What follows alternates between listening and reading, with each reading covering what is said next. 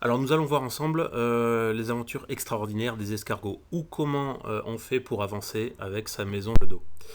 Nous allons voir ça en 3 points. Premier point, comment vivre sans sa maison.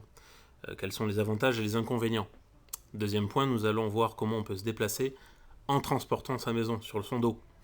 Est-ce que c'est facile ou compliqué? Ensuite, en troisième point, nous verrons si une colocation est possible, notamment au sein de la même maison.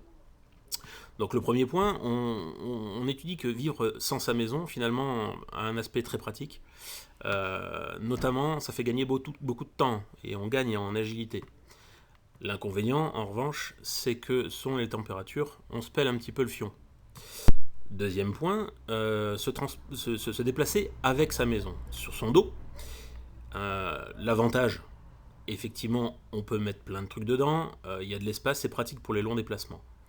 En revanche, lorsqu'il faut s'insinuer dans des petits passages, là ça devient beaucoup plus compliqué. Troisième point, est-ce que la colocation est possible, notamment au sein de la même maison? Là, c'est clairement impossible. De plus, l'escargot étant hermaphrodite, en théorie, ils sont déjà plusieurs dedans. L'avantage, c'est que mis côte à côte, on peut se serrer les coudes. En conclusion, je pense qu'on peut admettre que seul ou à plusieurs, on est quand même bien chez soi. Merci à tous.